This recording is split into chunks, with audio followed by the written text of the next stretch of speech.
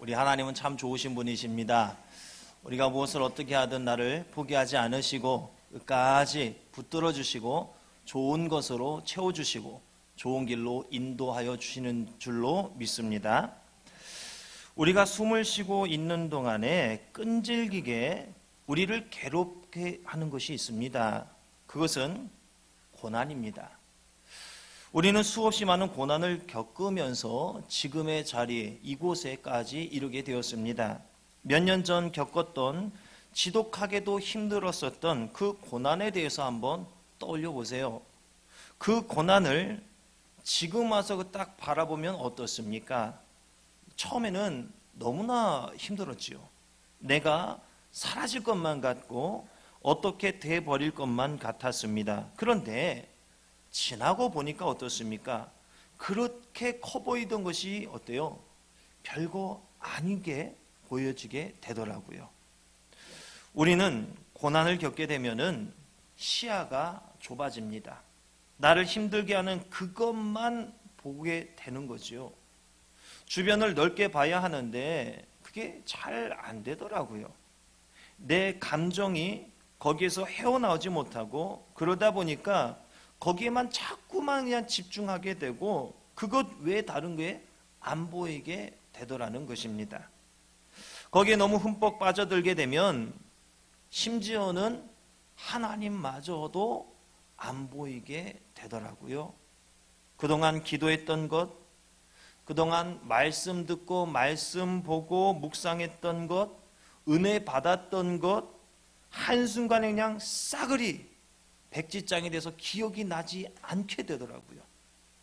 이 세상에서 가장 믿음 없는 사람처럼 되어버리고 가장 낙담하고 가장 세속화된 사람처럼 되어버릴 때가 있습니다. 마치 내가 비련의 주인공이 된 것 같아요. 내가 가장 괴로운 사람이라는 절망감에 붙들리게 됩니다. 영국에 유명한 무덤이 있다고 해요. 그런데 그 무덤 앞에 있는 비석에는 뭐라고 쓰여 있느냐? 최대의 행복자, 이렇게 글귀가 써 있더랍니다. 그래서 어느 순례자가 여기에 묻힌 사람이 어떤 사람이길래 최대의 행복자였는가, 이게 궁금한 거예요. 그래서 그 무덤을 파보았는데 그 무덤이 비어 있더랍니다. 이 세상에서 태어나지 않은 사람이 최대의 행복자다, 이것을 뜻하고 있는 거예요. 우리 삶엔 고통과 한숨이 그칠 날이 없습니다. 높고 넓은 집에 사는 사람에게도 근심과 고통이 있고 사글세방에서 가난과 싸우며 사는 사람에게도 고통이 있습니다. 어느 2층 집 창문에서요, 한 여인이 밖을 내다보는데 리어카에 검은 연탄을 싣고 가는 젊은 부부가 이렇게 지나가고 있는 거예요. 2층에서 그걸 다 보면서 그 부인이 하는 말이, 우리 부부도 저 사람들처럼 저렇게 건강하고 좀 화목했으면 좋겠다. 연탄을 나르면서 서로 도와주면서 좀 웃으면서 이렇게 지나갔나 봐요. 이렇게 부러워하더라는 거예요. 그런데 리어커에 연탄을 싣고 배달을 하던 이 가난한 젊은 여인은요, 또 위에 있는 그 여인, 그 사람을 바라보면서 나는 언제 저렇게 좋은 집에서 이렇게 고된 일 하지 않고 편하게 살 수 있을까, 이렇게 얘기를 하더라는 거예요. 부러워하더라는 거예요. 참 무슨 일이 벌어졌죠. 서로를 보고 서로를 부러워하더라는 것입니다. 자신은 부족하다고, 불행하다고 생각하는 거예요. 부족하고 채워지지 않는 그것만 보이는 거예요. 그것만 바라보기 때문에 지금 내가 누리고 있는 행복의 이유를 볼 수 없더라는 것입니다. 사도 바울도요, 이럴 뻔한 적이 있었습니다. 바울에게는 육체에 가시가 있었어요.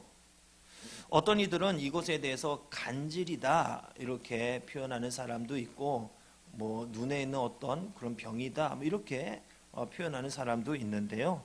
근데 바울은 자신에게 있는 이 질병에 대해서 표현하기를 뭐라 하느냐? 육체의 가시 곧 사탄의 사자라 이렇게 표현을 하였습니다. 자, 그런데 이 바울의 이 상황이 웃긴 거예요. 왜 그러느냐? 남들은 다 잘 고치면서 자기 자신은 고치지를 못하는 겁니다. 사람들이 심지어는 바울의 손수건이나 앞치마를 가져다가 병든 사람에게 얹으면요 병이 떠나가고요 악기도 나가는데 정작 바울 자신은 자기 육체의 가시를 짊어지고 계속 살아가는 거예요. 이거 하나 해결이 안 되는 거예요. 이게 웃긴 거죠. 의사가 남의 병은 다 고쳐주는데 정작 자기에게 있는 병은 고치지를 못하는 거예요. 이거 어찌 보면 모순 아닙니까? 안과 의사가 맨 눈병 나서 안대 끼고 다니는 거예요. 치과 의사가 자기 치아 관리를 못해서 틀니를 하고 있는 거예요. 다이어트 프로그램을 진행하는 센터장인데 센터장이 비만인 거예요. 여러분 까딱 생각하면 바울 입장에서 이거 얼마나 민망한 일이겠습니까? 별의별 병은 다 고치는데 자기에게 있는 병은 고치지 못하는 거예요. 하나님의 능력을 나타내는 사람이 자기에게 있는 병에는 유독 무기력해지는 거예요. 거기에 대해서 하나님은 침묵을 하시고 고쳐줄 생각을 하지 않으시는 거예요. 이게 얼마나 답답하고 또 민망했겠습니까? 그래서 바울은 이것이 자신에게서 떠나가게 하기를 위해서 세 차례나 주님 앞에 나아가서 간절하게 기도합니다. 그런데 마지막에 가서 응답받기를 내 은혜가 내게 족하도다. 이는 내 능력이 약한 데서 온전하여짐이라. 이렇게 명확하게 응답을 받습니다. 그때에 바울의 생각이 완전히 바뀌어지게 되었습니다. 그전에는 어떻게 해서든 고쳐만 달라고 외쳤어요. 고쳐만 달라고 주님께 매달렸습니다. 한 번으로는 응답이 안 되니까 세 차례나 기도 제목을 가지고 주님께 나아가서 절실하게 기도했어요. 그런데 거절당하면서 이 거절의 응답을 받은 거예요. 내 은혜가 내게 족하도다. 주님을 향한 바울의 기도에 대해서 주님은 바울이 원하는 대로가 아니라 주님의 뜻대로 응답해 주셨던 겁니다. 이번뿐만이 아니에요. 바울은요, 복음을 전할 때 아시아에 가서 복음 전하기를 원했습니다. 그러나 사도행전 16장 6절을 보면은 성령이 아시아에서 말씀을 전하지 못하게 하시거늘 이렇게 말씀하고 있어요. 또 바울은 그 후에 비두니아로 가려고 그렇게 애를 썼는데 그 같은 장의 7절을 보니까 예수의 영이 허락하지 아니하시는지라 이렇게 말씀을 하고 있습니다. 바울의 그 모든 계획을 하나님께서 인정하지 않으시고 밤에 마게도냐로 가라는 그 환상을 보여주심을 통해서 바울의 계획을 꺾고 마게도냐로 가도록 하셨습니다. 바울이요, 정욕을 구한 것도 아니에요. 복음을 위해서 계획을 세우고 복음을 위해서 뭔가 열심히 하려고 하는데 아이고 하나님이 애석하게 그걸 그냥 막아버리시는 거예요. 이런 일이 우리에게 나에게 일어난다면 여러분은 어떤 반응을 하실 것 같습니까? 교회 일을 하는데 자꾸만 그냥 탁탁 걸리는 거예요. 우리가 내가 하고자 하는 대로 되는 게 없는 거예요. 또 남들이 볼 때에 정말 보기 흉한 질병에 걸렸는데 그거 고쳐달라고 그렇게 기도하고 매달렸는데 고쳐주지를 않으시는 거예요. 응답을 하지 않으시는 거예요. 우리가 이 사실을 분명히 해야 됩니다. 주님은 내가 원하는 대로 응답하시는 분이 아니라 주님의 뜻대로 응답해 주신다는 사실입니다. 병을 고쳐달라는 바울의 간곡한 기도에 주님께서는 확실하게 그 문제에 대해서 더 이상의 기도가 필요치 않도록 응답을 해 주셨습니다. 칼빈은 이런 말을 했습니다. 주께서는 우리가 합당하게 추구하는 목적을 허락하시지만 우리가 원하는 수단대로 허락하시지는 않는다. 바울의 기도에 대한 주님의 응답은 내 은혜가 내게 족하다 이거였습니다. 바울의 기도에 대해서 주님은 예스가 아니라 노라고 말씀을 하신 거예요. 그러면 누가복음 11장 9절로 13절에서 말씀하신 간구하는 자마다 받으리라고 약속하신 그 말씀을 주님께서 위반하신 건가요? 하나님은 사랑하는 자녀에게 가장 좋은 것으로 주기를 원하십니다.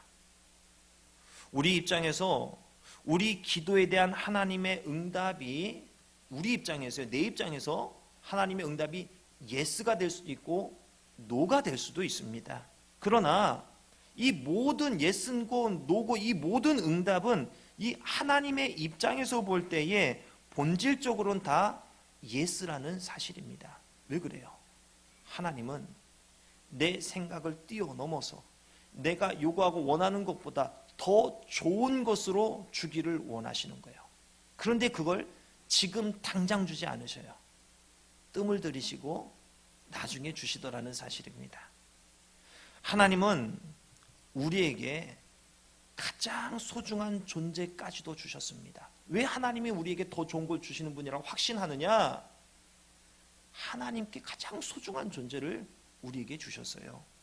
로마서 8장 31절 말씀에 자기 아들을 아끼지 아니하시고 우리 모든 사람을 위하여 내어주신 이가 어찌 그 아들과 함께 모든 것을 우리에게 은사로 주지 아니하시겠느뇨? 분명하게 말씀을 합니다. 우리는 우리 방식대로 내 방식대로 응답되어지기를 고집합니다. 하나님은 우리에게 하나뿐인 아들을 내어주는 응답을 하셨습니다. 아끼지 않으시고 나를 위해서 전부를 내어주셨어요. 마태복음 6장 30절은 이에 대해서 증거하고 있습니다. 오늘 있다가 내일 아궁이에 던져지는 들풀도 하나님이 이렇게 입히시거든 하물며 너희일까 보냐 믿음이 작은 자들아.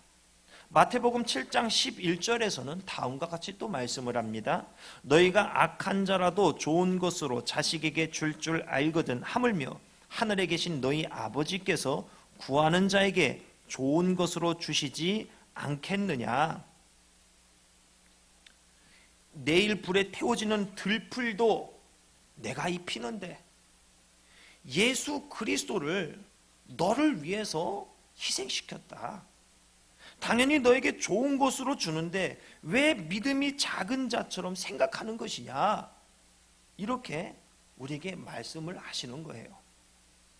현재 여러분의 삶에 하나님은 가장 좋은 방법으로 지금 응답하고 계시더라는 사실입니다. 내 생각대로 응답하지 않으신다고 나를 버리신 것이 아니에요. 내 생각보다 더 훌륭하고 완전한 방법으로 응답하고 계시는 중이에요. 우리는 이 사실을 확신해야 됩니다. 내게 이렇게 응답하시는 하나님을 신뢰하셔야만 해요. 주님께서 우리에게 무엇을 하라고 말씀하신 줄 아십니까? 염려하지 말랍니다. 내가 구하는 것, 그거 나에게 필요한 것이라는 그 사실을 이미 알고 계시답니다. 그러니까 그것에 대해서 더 이상 생각하지 말고 좀 다른 거를 좀 생각하라고 말씀을 하셔요. 그게 무엇이냐? 그런즉 너희는 먼저 그의 나라와 그의 의를 구하라. 그리하면 이 모든 것을 너희에게 더하시리라. 너희는 먼저 구할 것이 있대요. 그래서 너희는 먼저라고 했습니다. 먼저 구할 것이 있다 말씀을 하시는데, 이 먼저라는 말은요, 절대적인 의미입니다. 무엇보다 먼저, 첫 번째로 이것을 의미하는 말이에요. 하나님의 나라와 그의 의를 추구하는 것은 어느 다른 것과 상대적으로 비교되는 성격의 것이 아니라 절대적인 의미를 갖는다는 것이에요. 이 땅을 살아가는 성도가 어떠한 정신으로 살아가야 하는지에 대해서 분명하게 이 단어에 담아서 우리에게 말씀하고 계시는 거예요. 절대적으로, 첫 번째로 이것을 구해야 된다, 이렇게 말씀을 하고 계셔요. 즉 성도의 삶은요, 타협하면 안 돼요. 사람과 사람 간에는 타협이 가능하죠. 그러나 하나님과 나 사이에 타협을 하지 말라는 거예요. 무조건 하나님께 엎드리라는 뜻입니다. 인본주의 아니라는 거예요. 신본주의의 삶으로 살아가라는 말씀입니다.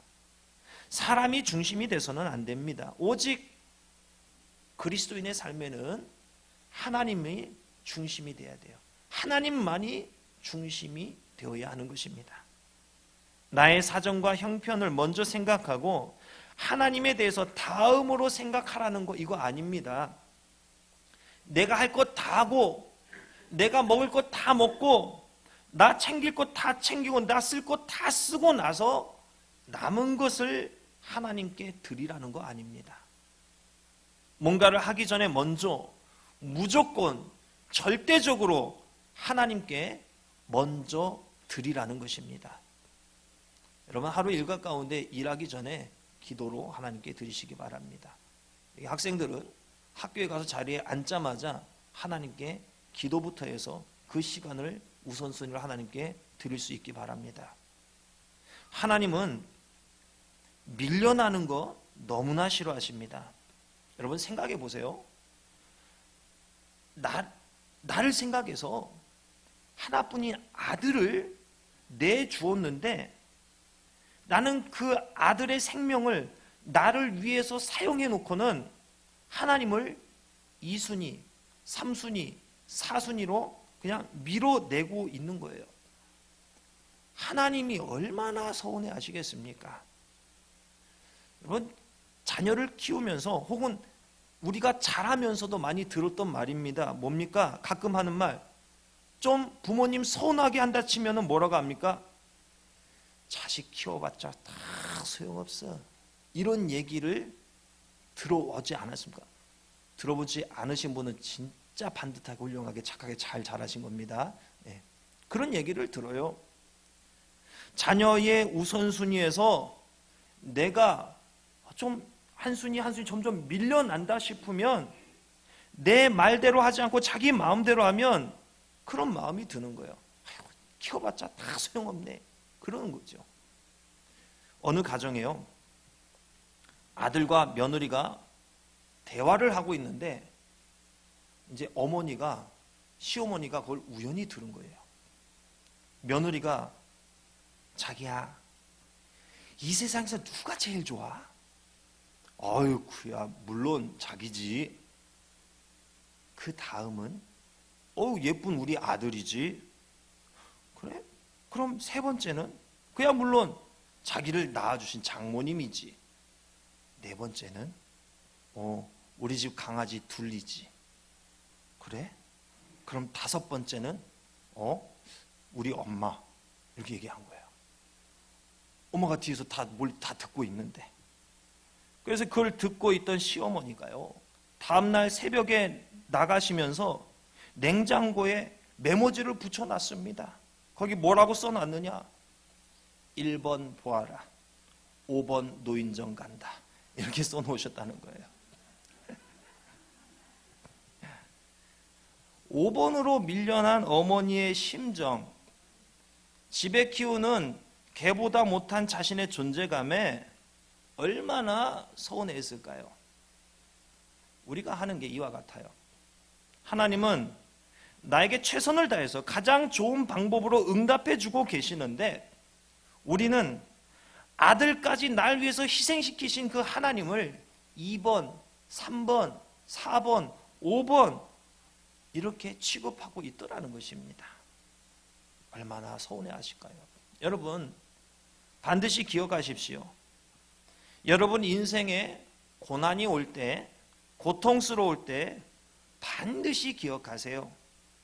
너희는 먼저 그의 나라와 그의 의의를 구하라. 고통에 있어서 하나님의 응답은 하나님의 나라와 하나님의 의의를 구해라, 이 말씀입니다. 하나님의 나라는 하나님이 절대 권력을 가지고 다스리시는 통치권이, 하나님의 통치권이 미치는 그 영역을 가리킵니다. 하나님의 다스림 가운데 들어간 모든 것들을 가리키는 거예요. 이게 하나님 나라입니다. 그런데 이것을 구하랍니다. 하나님의 통치하심 가운데 들어가라는 거예요. 순복하라는 거예요. 내 뜻이 하나님의 뜻을 이겨 먹으려는 그때 무엇을 구하라고요? 하나님이 절대 권력을 가지고 나를 다스리시도록 한 걸음 포기하고 물러나고 순종하고 엎드리라는 것입니다. 하나님의 나라를 구한다는 것은 자신의 뜻은 완전히 버리고 하나님의 다스리심을 받아들인다는 의미의 말씀입니다. 아무리 고통스러워도 그걸 주장하려고 막 이거보다 그것마저 다 내려놓으라는 거예요. 하나님 고통스럽습니다. 고통스러운 사실까지 그냥 다 올려드리세요. 고통스럽습니다. 하나님 나 어떻게 합니까? 이제 뭐 해야 됩니까? 이 상황에서 나 어떻게 해야 됩니까? 구하고 응답하실 때까지 붙들라는 거예요. 하나님 뭐 해요? 나 어떻게 해요? 응답하실 때까지, 감동 주실 때까지 그 자리를 지키시라는 거예요. 그러므로 고통이 올 때 모든 것을 멈추시기 바랍니다. 그 고통 앞에서 생각하세요. 아, 내가 또 앞장서고 있었구나.